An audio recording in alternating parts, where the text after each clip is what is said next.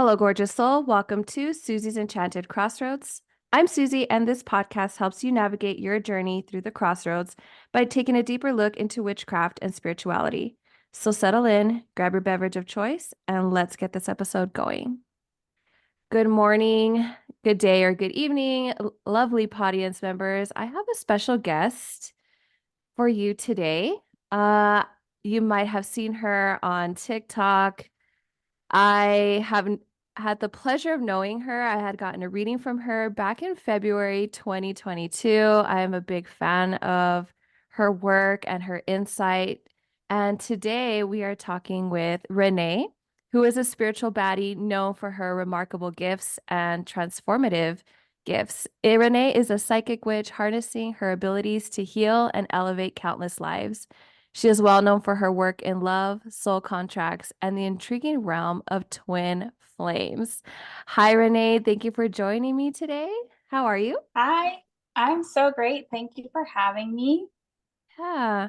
So, we're going to be talking all about twin flames and soulmates and all that good stuff because, as we were just saying off mic, it gets misconstrued and there's some misinformation out there.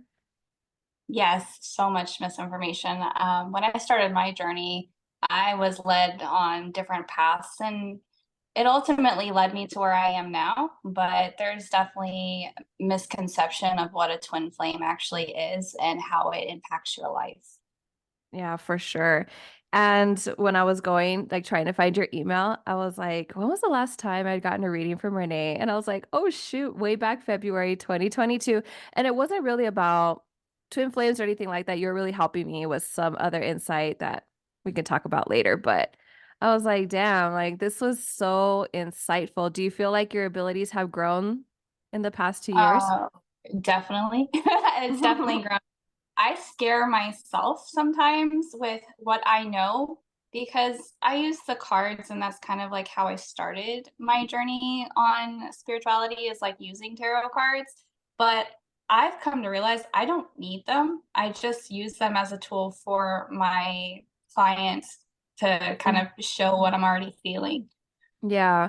And I think it helps too when a client kind of sees that. Maybe it doesn't freak them out as much. Exactly. Oh my goodness. Okay, so today we're talking about twin flames and how it's different from a soulmate. But can you tell the audience, those that don't know, because on my Instagram, I was actually going to say, hey, what questions do you have about twin flames or soulmates? So what exactly is a twin flame and how is it different from a soulmate? So we have different soul contracts that we have learning here on Earth. We have soulmates, and then we have karmic relationships, and then we have twin flames. So karmic relationships are actually soulmates. We just have a contract with them of learning different lessons. Soulmates, you've kind of learned all of those lessons, and it could be someone who is platonic, it could be someone who is romantic, and it can change life to life. So, your mother in this life could have been a friend in a past life, or a lover in a past life could be a friend in this life. And it just really depends on, the contracts that you sign before you come to Earth. With twin flames, it is literally the same soul within a different body. So Mm. with soulmates and karmics, you resonate on the same frequency, you have similar energy, and that's why you align. With twin flames, you are of the same energy. So it's like meeting yourself and another person. That is so interesting. So I have to ask because even with all the misinformation there, how did you become interested in and so knowledgeable about twin flames, karmic cycles, and soulmates? It started with meeting a guy. Doesn't it always though? Right? So That's how the story begins. Once upon a time. in 2020, like right before the pandemic, I re-met a guy I knew in high school. It was happen chance. We didn't really know each other that well. We had mutuals. And so we kind of met at his place because we all went there for like a smoke sesh, Hmm. basically. And he was really interested in me. And I was like, yeah, he's cute. Let's hang out. And so we hung out, and he kind of started my explosion into the spiritual realm. And honestly, I thought he was my twin at first Hmm. until I kept going more on my journey and like learning more and more and more. But he kind of was the catalyst to my Kundalini awakening, which, Mm. if no one knows what that is, it's basically your life force energy. And it kind of exploded me into this realm of spirituality very, very rapidly. And I kind of dove into twin flames by like looking at twin flame pick a cards and like learning on YouTube and researching on Google and all of those things. And that's kind of how I got started in my journey. Cool, cool. So I had spoken to a couple of friends, right? Mm-hmm. And a lot of times they're like, oh, I was watching different videos and this person is not my soulmate. They're my twin flame because of just how explosive we are.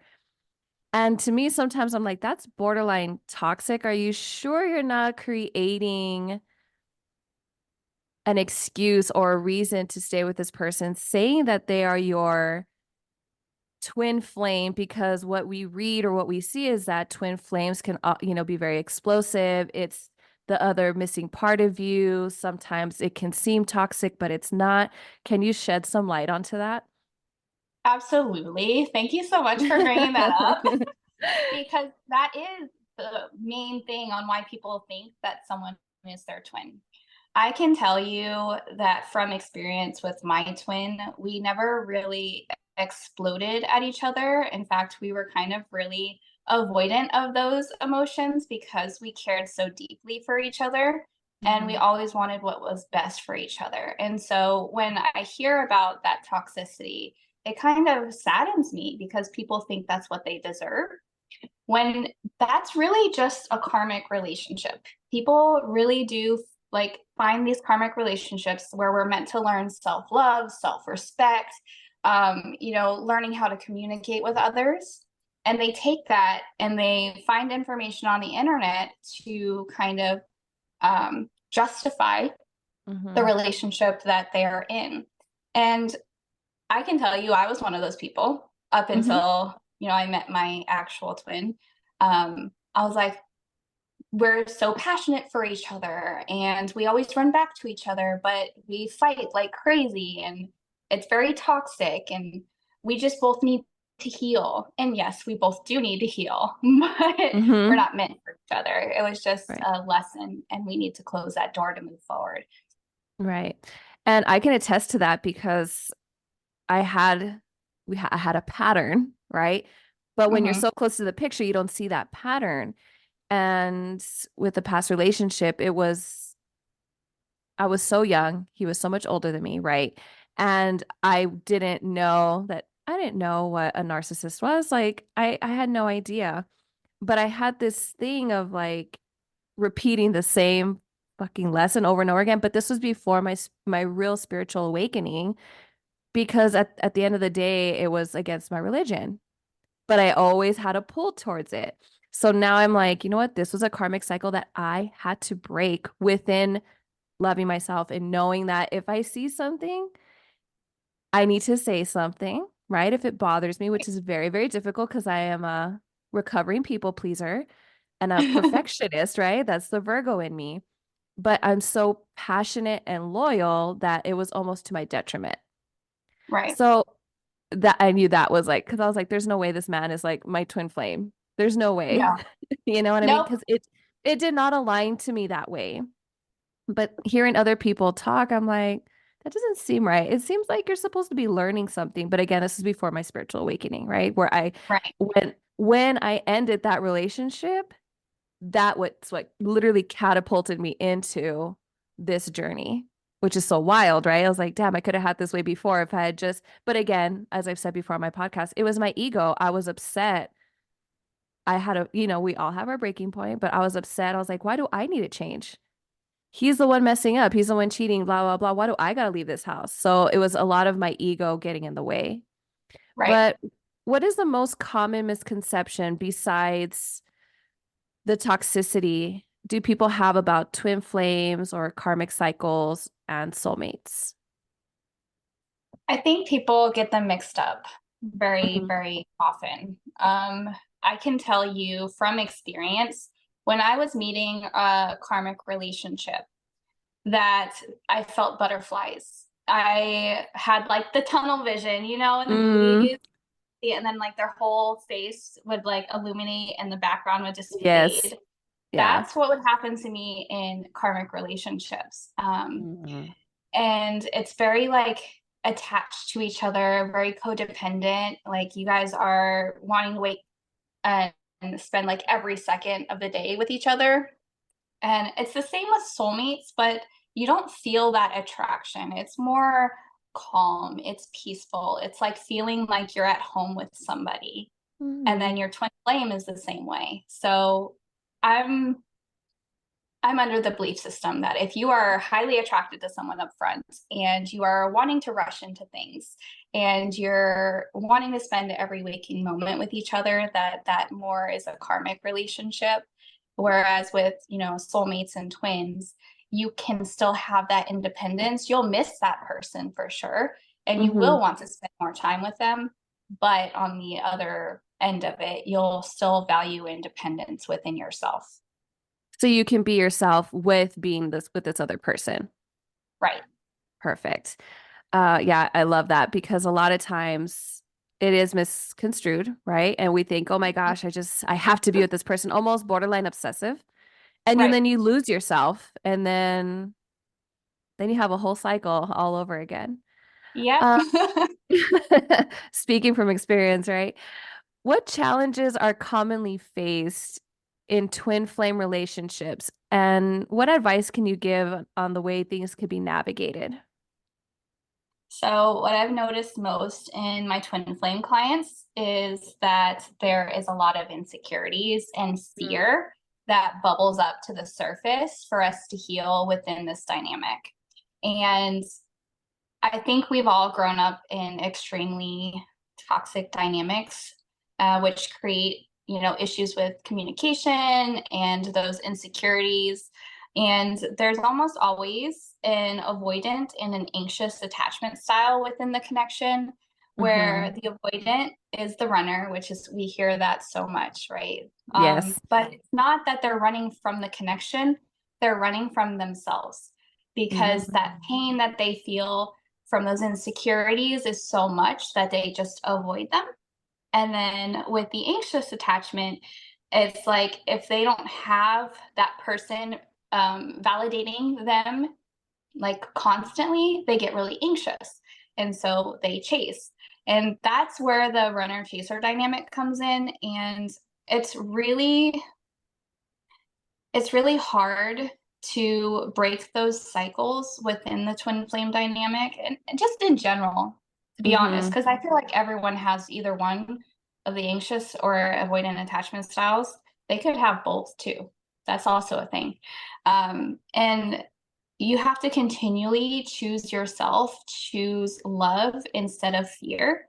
And so we tend to teach the twin flame couples and clients how to release that fear and how to communicate in a more healthier way with your partner, so you're not having these fights or where one person is running and the other one is chasing and you're constantly butting heads.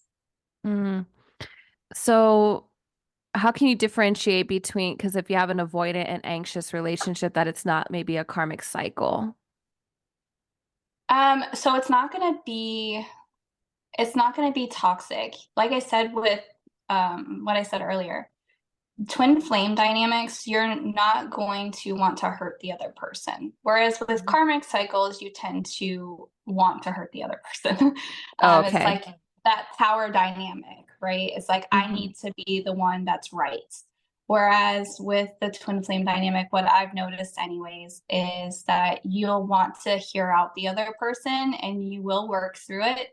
But there are going to be times of separation because it's just too much. It's too much healing too rapidly, and it can be overwhelming for both parties. Is it possible when both parties are in a healing journey that whether it's a soulmate or do you see typically with soulmates this kind of avoidant behavior, or is it's already been learned, so they're a little bit more, I don't know So what to with say, more soulmates, mellow?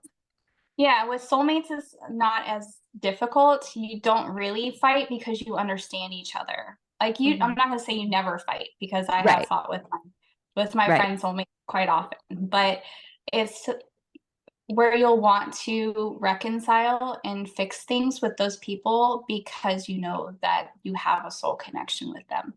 Okay. So is it possible, especially like with the twin flame dynamic, when people need to heal, that they part ways? Because remember, I just want to remind the audience that it's not just romantic. I know, like sometimes Right. we think twin flame and soulmates, it's romantic, it's friendships, platonic, whatnot. But is it possible for those twin flames to separate, to possibly heal on their own, and then come back to each other later in the same timeline? Yes. Cool. It's actually very, very common to separate and come back together after working on self. From what I've seen with my own journey and with others, you come together at first with your twin and you learn and grow very rapidly from each other. And then at one point, you both have self respect and walk away. And then you experience other things. And then I don't want to get everyone's hopes up because it depends on the soul contract you have with your twin in this life. Exactly. Some will come back right away. Some will come back when you're like 80 years old. Some, Mm-hmm. unfortunately, some will pass away. And, sometimes they don't ever come back into union. And so for me, I don't like to say, yeah, union's coming. We're going to come back into union. Like, that's not me. I'm here to help Right. you learn about yourself, respect yourself, step into your own energy. So, if it is meant for you, then you will come back together. If not, you still have your best life. Right. So the next question I was going to ask is if you can share any experiences or stories that have deeply impacted your understanding of these topics. Because for myself, and 'cause I had a podcast before that, and I know I mentioned this, I don't know if I have on this one, but my husband, we actually met in middle school. Mm-hmm. And we dated in middle school. And then with life happening, we separated. But then we would always come back in each other's lives, in and out, in and out, in and out. And then finally we're just like, you know what, best friends it is. And it was respected, but there was still like that aching feeling like, oh, I want to be with this person. And I know everyone's like, oh my God, you're in middle school, high school. But it was still that connection that I couldn't, and it wasn't obsessive, at least on my end and his too. It was just like a longing almost, which is so Yes. weird. And at times it did scare me because it's like, well, at first I was like, dang, who's this boy? Just because he's a military brat. Mm-hmm. And then we started dating in seventh grade, and then he moved to another school, blah, blah, blah. Then just coming in each other's lives, it was like bite your tongue when the other person was dating, like having a boyfriend and girlfriend. And then later on coming back in, years later after, him coming back from the military, and then just feeling like a connection, like we just picked right back up again. Mm-hmm. Even though I had my separate life and then his, and then we got into an argument, silly, super silly, and then we didn't talk for about a couple years, and then came back into each other's lives when he was already divorced and me as well. I had to get a legal divorce in Texas, even though I wasn't engaged or married, but that's a different story. Yeah. Um, so are there any other stories or experiences that could help our listeners as far as it deeply impacting you? Either one, a karmic cycle, soulmate, or twin flame. I can definitely talk about my twin flame journey. So I met my twin online on TikTok, of all Mhm. places. Wow. Um, yeah, so I met him online in 2021, actually this month. And so it's really, Oh my it's gosh. yeah, it's really coincidental that we're doing this podcast like right now. Hmm. So it was funny because one of my followers found him and he was like making a video about like finding his soulmate or something. Mm-hmm. And she tagged me in it because I lived in Florida and he lived in Florida and he followed me right away. And over time, I would go into his lives and kind of communicate with him, but he was in a relationship. And so I kind of like took my distance. But I can Mm-hmm. tell you, like, something about him rubs me the wrong way at first. Um, Okay, so, interesting. yeah, very much rubbed me the wrong way. And so I kind of kept my distance, even though I felt very drawn to him and I didn't know Mm-hmm. why. And then I would get to know him and like over time, like being in his lives, and he would come into mine and we would talk here and there. And we would go through periods of like where we wouldn't talk and then we would talk. And then in 2022, he asked me to come to one of his parties that he was throwing because they were launching their own Oracle deck, and it was fun, anyways. So Hmm. I got there, and immediately I could feel like a pull in my sacral, which is the creative and Right. spicy side of Mm-hmm. of Yeah. our chakras. So um, I would feel that pull to him, and before he would call my name, because I'd be on like the other side of the venue, and before he would call my name, I would feel that pull, and then I would feel like he was about to call my name, and he would, and it happened over time, like every single time we would interact. And the more and more we got to know each other, the more I saw him outside of TikTok, outside of that Mm-hmm. TikTok ego that people like Mm-hmm. to portray. The more Yes. I would get Mm-hmm. to know him, the more drawn I would feel to him. And then just one day it clicked. I don't know what it was. It clicked to me that he was my twin.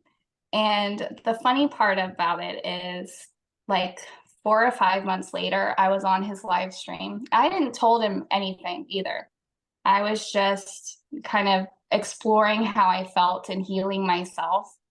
But he was doing something, and he was battling his friend. And he goes, "Oh, yeah. And just so you guys know, we found out Renee's my twin flame." So I can tell you, I sat there for a good 5 minutes, not saying anything, not typing anything. I was just sitting in shock. I think because I'd always felt like it was one sided and I was crazy. Mm. So um, when that happened, I felt relieved. I feel like Mm-hmm. I felt relieved that it wasn't just me. And unfortunately, we are in separation right now. He did choose Mm-hmm. karmic cycles, which is fine. If he wants to Mm-hmm. explore that, that's fine. But Mm-hmm. that longing that you were feeling, that's Mm-hmm. exactly how I feel, is that longing. I miss him so much. Yeah. And it's been really, really hard. So I just want to let you know, like, you almost made me cry talking about that. I'm so sorry. I'm so No, it's sorry. fine. That That's like the second guess I may cry. Please, if you want to be a guest, I won't make you cry, I promise. This is not on purpose. It's just that No, this it's is such a deep thing to talk about and to be vulnerable yeah, about, and it is. honestly, it makes this seem so human. You know what I mean? Because my listeners out there, I mean, I know they were asking me questions and I was like, wait for the episode because having someone who, and I know everyone's going to have, their opinions because a lot of times it's a lot of misinformation. And so what I would see and hear a lot, it's like, oh, twin flames is ridiculous. How can you think that part of your soul is with somebody else? That's absurd, and at some point I was like, yeah, like how can I be missing a part of my soul? I think it's that fear, like, what do you mean I'm incomplete? And then you have But people that are, go ahead. but you're not. That's the Mhm. thing. You're not incomplete. We could talk about this in a minute, but Yeah. you are your own separate individuals. Hmm. So, meeting each other, it's meant to learn the lessons and those kind of things. And it's funny because this is what I was going to talk about in one of the future questions. But the things that you like about yourself is going to attract you to your twin. And what you don't like about yourself is going to repel you from your twin because you are the same essence. Hmm. Yeah. Um, I just wanted to say that before because it was just coming like a loop in my head. I was like, all right, let me say it out loud. But it's not that you're incomplete at all, just like as Renee is saying, right? So then the next question is, do you believe everyone has a twin flame? And why might some people not meet theirs in this lifetime? Because I know that was hard for one of my followers to, well, why is it like, why can't it be in this lifetime where I'm present and I'm going through all this spiritual healing and then she was, she's going on a rant and she's like, oh, I think I just needed to get that out. And I was like, of course, like let it out because this is something that you feel very drawn to and connected to. So I don't want to say that not everyone has a twin. I genuinely don't know. I Mm-hmm. cannot say for certain. What I can say is that I know that there's two different types of twin flames. Um, there are those that are created as twins, and then there are those that are like one soul, and they expand and grow so much that they split into two. And so I do feel like a lot of people do have twins. They do have divine counterparts, which are high level soulmates, which are like the ones that are within almost all of your lives. Mm, And I think a lot of people want to have that deep love and connection to someone else. And you mm-hmm. don't realize you don't have to have a twin to have that. You could have a soulmate. Right. It's so, Do you feel I like think, the twin flame is just like the hot topic right now, or yes, for the I past year think and a half? yeah, well, even longer than that. Twin flames have been a hot topic for a while, but it has really blown up on TikTok. Mm-hmm. And a lot of people are continually searching for that missing piece that they're feeling within, not realizing they can find it and then have fulfillment where they are and with who they have. Yeah, because I will preface the person that I was in contact with, it wasn't a romantic partner. It was a longing for a friend of theirs. Hmm. So that's why when I, bring up this topic, it's like it's not always romantic, y'all. It's any Yeah, kind of connection. right. Is there a spiritual or metaphysical reason for the intensity and often, the turmoil associated with twin flame relationships? Well, this is what I was bringing up a little bit Yeah. earlier.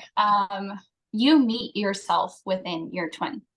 And Hmm. so, with you liking the things that you like about yourself and finding that in another person, you find someone to relate to.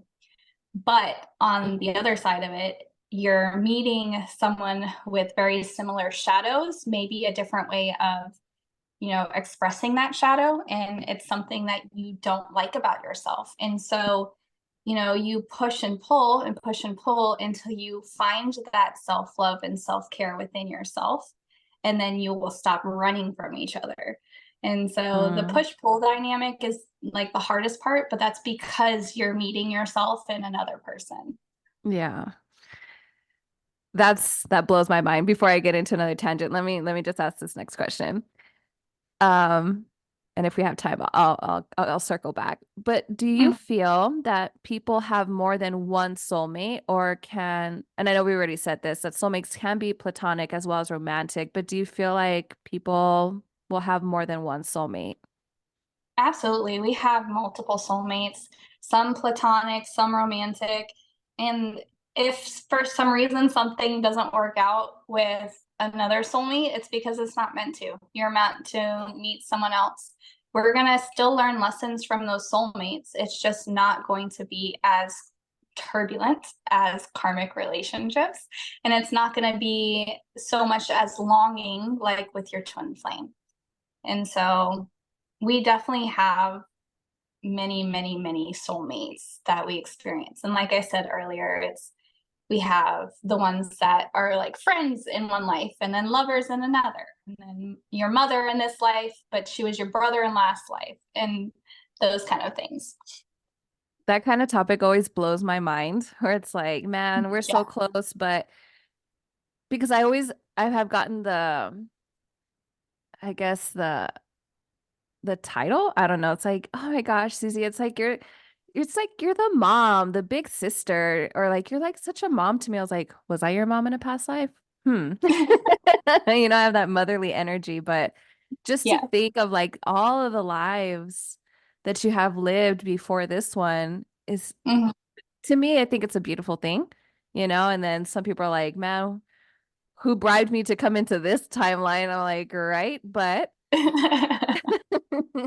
I understand now, and this is the whole premise of the podcast, right? Is for those of you listening out there, this is to help you navigate your journey through the crossroads because this is a part where it's like almost like that fork in the road where you are left to think like, am I gonna make a choice or am I gonna stay stagnant here? And a lot of times being stagnant, it can paralyze you, especially if you are fearful or someone else is putting that idea in your head. How do soulmates support each other through life challenges or triumphs? Because I don't want this to be a whole negative thing, right? Either, Mhm. in your times of need or your times of success, how can soulmates, and even if you want to say twin flames, really support each other there? So I think it depends on the soul contract with each soulmate. It's not one cuts or dry, like one size fits all kind of thing. Um, I think some will uplift you when you need it, whereas some will kind of kick you when you're down. Hmm. And it's up to you to realize what the lesson is there with the soulmate, and remember that we all have free will. So even though there's a lesson there, if someone really is like really beating you down, it's not in your soul contract like people think. um, it's based on the view from your lens of ego, and your ego is that mask you wear based on your own life experiences that you've learned through your life. So I think with soulmates, it's more of those that will uplift you and will help you when you're, down. I think more of like the karmic relationships are going to be like, no, you're a horrible person. I don't want to speak Hmm. to you ever. Right. And I know you had briefly discussed this and you don't have to go in detail, but do you have advice for someone who feels that they have lost or have been separated from their soulmate or maybe even their twin flame, a way they can navigate that? Because obviously it's not the best feeling in the world. Um, in ways, I mean, I know the way that I coped when we got into that, my husband, well, my now husband, got into that huge fight. Like, I was like, what the fuck? At first, I was very like, what do you mean? I didn't want to lose that connection with him again over something that Mhm. was so, like, I didn't understand it. And Right. after we came back together again, I was like, well, you're the one that bitched me out over something so simple. And he was like, because he was not yet divorced from, like officially, like nothing like that. But he was like, I still had all these feelings came up again. And then you just happened to say one phrase, one word, right? And the thing was like, I was like, that's our song. That's not yours and her song. That's always been our song since seventh grade. And he just blew up because he had all these feelings, but he couldn't do anything about it, right? He's married. I'm in a relationship, and he didn't know how to cope with that. So Right. what do? We push away instead of talking about it, right? Yeah. So for me, I was like, I didn't want to lose him, but I knew deep down, I was like, I can't, we knew we can't continue being quote unquote friends because now it's like we want to be with each other, but we're obviously in relationships right now. Time had Ooh, to like, yeah, that's so triggering me right now. so we had Ooh. to like separate, right? And he had to initiate it. That way we wouldn't be caught in a situation where we both did something we were going to regret and hurt our significant others at the time. Yeah. And then obviously things came out on his end. I won't air out his business, but on my end, like catching my ex again cheating. And I was like, I'm done. I'm just done. Right. And then I think as we were healing and growing, now I feel like the bond was a little bit well, it is a lot better. We were able to talk things out now instead of just pushing each other away. So that's on my end. Um, the healing had like I had to stop and what's good for me. Like Susie cannot always be with whoever, if they're going to continue to choose other people, because that's how I felt. You're constantly choosing someone over me. I'm going to choose myself. Right. And little did I know at that time I needed to heal and go through that journey, right? And it was very hurtful. Oh my God, I felt like I was getting dragged, not even through the mud, dude, like under like it was rough. It was very rough, scary time. So my advice is obviously keep trucking, keep going. You're stronger than you know, but the people around you are not all around you, but that main person, like for example, my ex was like, you can't make it without me, blah, blah, blah. You're, just trying to beat me down, and then pick me up. And then, and I was like, I can't do this. And sometimes it just takes that one step and then it's going to push you forward. So, what advice do you have for someone who feels that they've lost or separated from their person? Well, be kind to yourself and also Mm-hmm. redirect that energy that you've been like pushing out into them back into you. And, do things that you love to do things that you want to do, travel, be creative, take up a craft, do a hobby, Yes. reach out to your support system. It really just depends on you and how you cope with your own feelings and your own emotions. For me, I do all of those things. Mm-hmm. um, and some people meditate, some people do yoga, some people go to the gym, do things that bring you joy and happy and passion so you can find yourself again. Because, like Susie, you know, they separated, but they came back together. And even if you don't come back together, you will eventually find someone who will meet you where you need to be met. Mm-hmm. I know when I share my story, it's like, oh yeah, we were together since middle school. Everyone's like, oh, that's so sweet. I was like, oh no, it's very hurtful. Just Yeah, a it was bit. very hard. It was very confusing and having that in the back of your head, and then it's just a constant. And then when they come back, it's like, oh, here we go. You're on such a, I don't want to say a high because that's not what it was. It's just like, oh, like I'm so happy that you're back in my life, so to speak. But I also remember when I left the house. I mean, I was fortunate enough to have my mom and my sister here in town. So that was healing for me because in my instance, I didn't realize how strategic he was in pushing away my family and my friends because now all of a sudden our friends are mutual friends. Like I don't have my own friends. Like Yeah. just mine, you know what I mean? So these realizations come through and I did something I've never done before. I traveled by myself. It was almost like a thing like I can do this. Like I'm in my 30s. What? I can travel by myself, especially if I'm going to California. And I've been there hundreds of times. Now it's just doing it on my own. I ate dinner by myself. I enjoyed museums by myself. It's such a liberating thing. Obviously, because I'm a scaredy cat, right? And I'm always heightened about like who's lurking, you know what I mean? But Mhm. just you feel so much more confidence every step of the way. Obviously, Yep. it's a little scary, especially if you've never done it, but Renee's absolutely right. You want to get back into things, or maybe you discover things about yourself. You're like, wow, this is something I truly love doing. So you guys, everyone listening, you got this. Moving on to Exactly. karmic cycles, because this is something where I do talk to my clients about.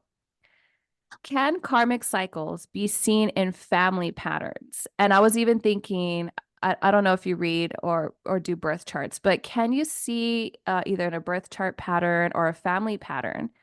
And if so, can someone work to heal these generational issues? Absolutely. They are Mm-hmm. absolutely seen in family patterns.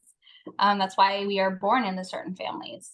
Um, Basically, they're learned behaviors that they have picked up over time, just trying to survive situations that created that trauma in the first place. Mm-hmm. Now, the trauma is gone, but we still have those coping mechanisms, and it can be presented in families. And then, children learn that behavior, they learn from their parents, and they continue to generate that cycle in future generations until one of them says stop. So it's definitely something that you can see, like maybe alcoholism or even like I don't want to say abuse, but it feels like manipulative abuse, like Mhm. where it's like if you don't do the conditional love, that's the word There it I is. wanted to Yeah. use. Hmm. Conditional love is like, I'm not going to give you love until you do XYZ. I'm not going to give Hmm. you a hug until you clean your room or get good grades or, those kind of things. So that's where it's up to us to kind of heal those cycles so we don't treat future people like that. Like we don't want to create more trauma in our children or our friends or the people around us so that they get more hurt because of us. Right. Um, Oddly enough, because I am Hispanic, that's whether you know it or not, y'all, like you're learning it at a young age. You're seeing it, you're Mm-hmm. hearing it. So, and maybe it's not like a lesson like where your mom or your grandma sat you down, you're like this and this, or maybe they have because sometimes it's told like, why aren't you getting up and making your man a plate to eat? Right. And so I'm still currently like, working through breaking those cycles. And let me Mm-hmm. tell you, like my husband, I had made him a plate. I had, it's habit. Right. And he was like, why are you serving me? I can serve myself. And I was like, but I love you. I serve you. He's like, no, like, yeah, you love me. You don't have to serve me. That was like, it was such an odd feeling where it's Mm-hmm. like, oh, okay. Like, and he was like, I'm not mad at you. It's just like, I can serve myself. I'm a grown adult. And it was very, very uncomfortable at first. Right. And I know some of y'all are thinking, like, oh my gosh, that is so simple, Susie. And I'm like, but if you're used to doing it for many years, seeing your mom do it, seeing your aunt do it, seeing your grandma do it, and that's just something you need to do because that's what a good woman does. Yeah, it's almost like it's ingrained in you. Yes. However, in speaking to said people, it was fear based also because, and I always go back to it, women didn't have a lot of rights. Hello, look at us now. But if you don't please your husband at home and he kicks you to the curb, you're literally on your Almost. own. Yeah, like you have nothing. So at the bare minimum, it's like, oh shit, let me cook, clean, make dinner, serve him. You know what I mean? So yeah, I totally get Yeah. that as far as those cycles in our culture also having to be broken. Yes. Mm-hmm. Are there specific practices or rituals you recommend for breaking these type of negative karmic cycles?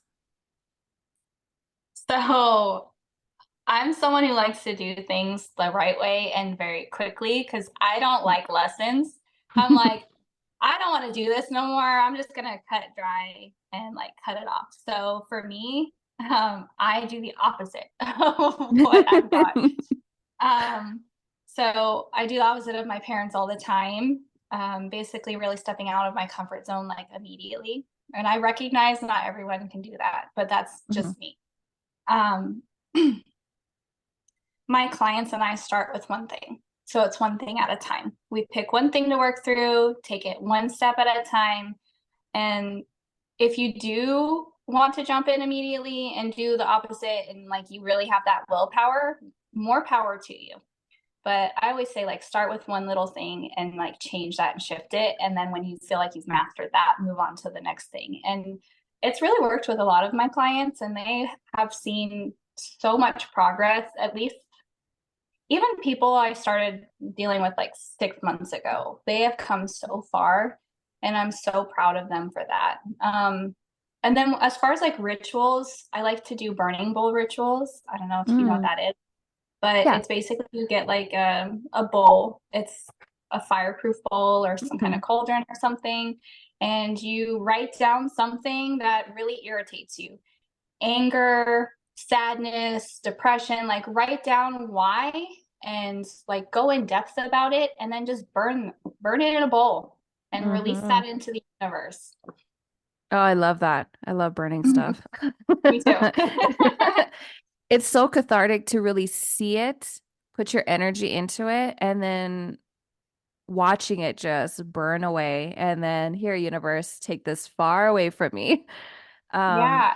It's very beautiful, but you also have to be ready and willing to do that. Like Exactly. truly and truly, like be able to.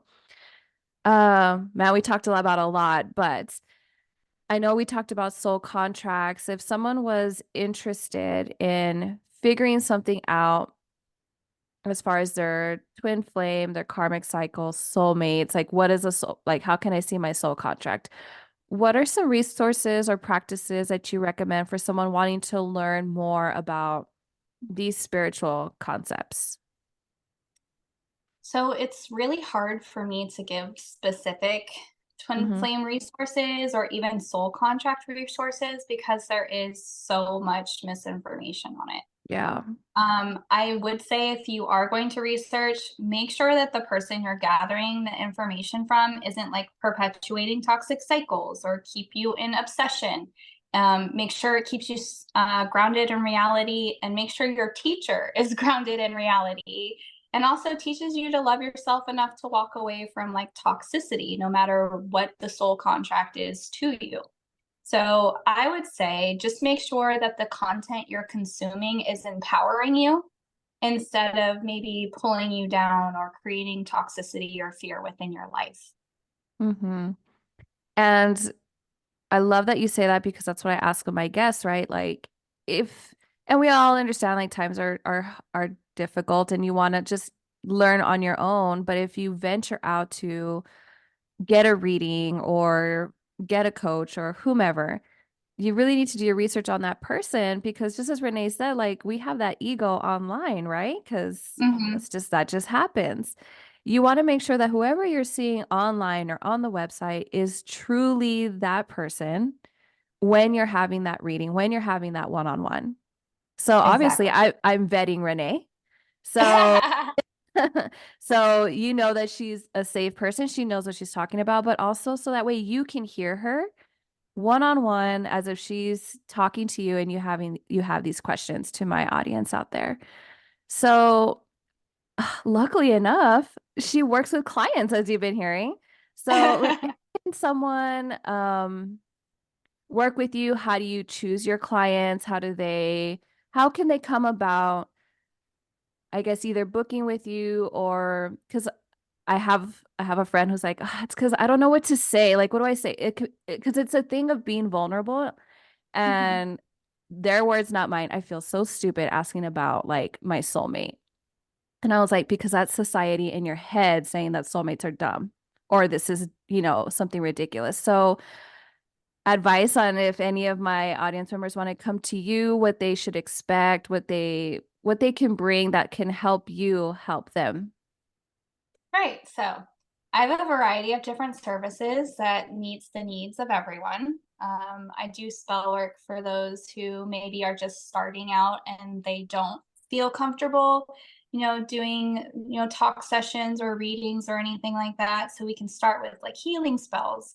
If that's not your cup of tea, we can do a one-on-one reading. We can come to me. You don't have to tell me your whole life story. Just tell me what you want information on and we can build a client relationship there. I do also host twin flame support groups on Wednesdays, 9 to 10 p.m. Eastern. And we come together as a group and we share our stories. And I give you guys, perspective on how to shift maybe your perspective on the situation or how you can heal from that specific, thing that's happening to you that week. We come up with coping mechanisms and also homework for like that whole next week based on the energy that I'm feeling. And then the big one is I host retreats, not just for twin flames, but for everyone to come together and heal and release. And we have a lot of fun. We do a little bit of like going out and exploring the area because I don't just have my retreats in one area. Sometimes I travel. So it depends on you and what you're comfortable with. I kind of meet you where you're at. That is so beautiful. I didn't know you met to talk about that on Wednesdays. And it's a beautiful community that Renee actually has put together. Anytime she's on live and I pop in, everyone is so respectful. And it's really like having a close friend or sister or mentor that's really down to earth. So I highly recommend Renee. And honestly, you don't need to give out super a lot of information to Right. anybody. But like for myself, when I got my reading, I told you my question and you sent it to me. And we were just talking via email and then, on live. So I highly recommend anybody out there with any further questions or in need of this type of healing to reach out to Renee. And Renee, how can people get a hold of you? Where can we find you? So you can find me at my website, moonlightdivine.com, or any social media platform. I have TikTok, I have Instagram, yeah, YouTube, Threads. They're all the same username, Moonlight Divine Goddess. Cool. And don't worry, y'all. You don't have to write it down if you're driving or out and about. I'll have that linked in the show notes. Anything else you would like to tell our audience out there, or anything that's upcoming that you would like to invite anybody to? Um, I think I just want to let you know that your journey is your own journey, and you don't have to compare yourself to other people. We all have our own specific path, we all have our own specific lessons. And if something goes against your own intuition, you don't have to follow it. And I say always trust yourself and always trust your own intuition. So beautifully said. Thank you so much for being on the podcast. I always love having guests on, and especially on things that I know I could never talk about in depth like you do. You're so well versed. So, again, thank you everyone out there for listening. If you have any questions for Renee, all of her information will be linked in the show notes, as well as for myself. You can shoot me an email. You can find me on TikTok and Instagram, and hit all the buttons here. Every time you leave a comment or share a review, it pushes the podcast out there. That way more people can be informed and get some good information out there. And yeah, I look forward to hearing from you. Again, if you have any ideas or questions relating to this or anything else or any topic ideas, there is a link in the show notes for you to fill out a form, and I would love to hear from you. This is how I get good people to come on in with their expertise if I don't know it myself. I'm always learning. I don't portray to know everything because I absolutely do not. That's the beauty of this journey. Okay, thank you, Renee, so much for being on. And thank you to everyone listening. And until next time, I will see you at the crossroads.